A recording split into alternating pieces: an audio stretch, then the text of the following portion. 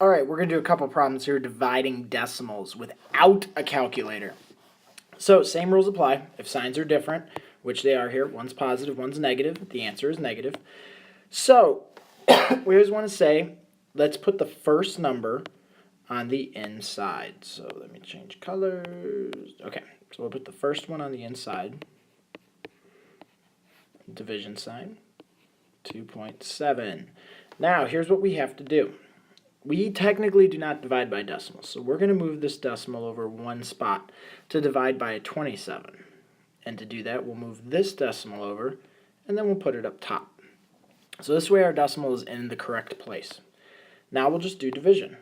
27 doesn't go into 3, but 27 goes into 35 one time. 1 times 27 is 27. Write that down and subtract. 35 minus 27 is 8.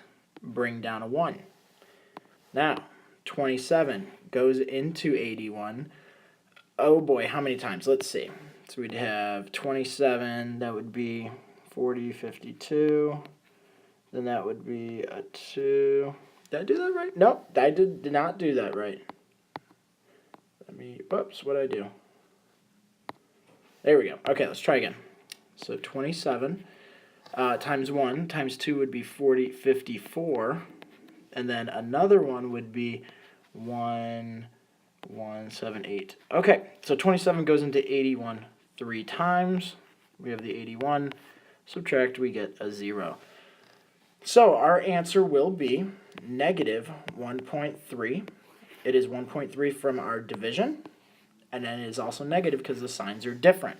If you're noticing on the right, what I was doing is I said 27 times 1 is 27, 27 times 2 is 54, and then to get 27 times 3, I just simply added these two numbers to get 81, and then I'd counted 1, 2, 3.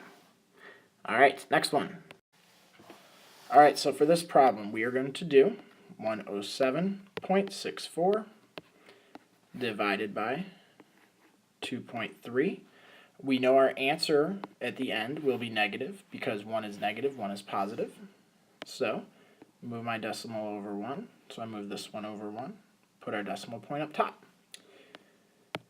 23 does not go into 1. 23 does not go into 10, but 23 goes into 107 4 times. 4 times 3 is 12. 4 times 2 is 8, plus 1 is 92. We can double check. If I add 23 to 92, it goes over 27, so it's definitely 4. We'll now subtract. We'll get 15, bring down the 6. So now we have to decide how many times does 23 go into 156. So here's how I'm doing this. I'm saying 23 is close to 25. And 156 is close to 150, and that's easy to count. So that would be, to figure out that guesstimation, so that would be 25, 50, 75, 100, 125, 150. So I'm going to guess 6 times.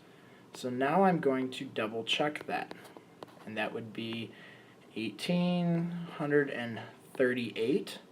Okay, so 138 is 6 times. If I added another one to it, let's see if we could get 7 without going over. 161, that's way too much, so we cannot go 7 times. We're going to stick with our 6. So I'll put a 6. 6 times 23 is 138. We will now go ahead and subtract. 16, this becomes a 4. 16 and minus 8 is 8. 4 minus 3 is 1. We will now bring down the 4. So we have to make sure we're bringing down our proper numbers here. So the 4 came down. So 23, how many times does that go into 184? Well, we know 6 times is this. We know 7 is 161. Let's add another one. That would be 4, 8, 184. Perfect. So 6 plus another plus is 7, plus one more is 8 exactly, which is perfect because that will cancel out. So we have 46.8, and our answer will be negative. So it will be negative 46.8 is the answer. Bada bing, bada boom. Well, see you later.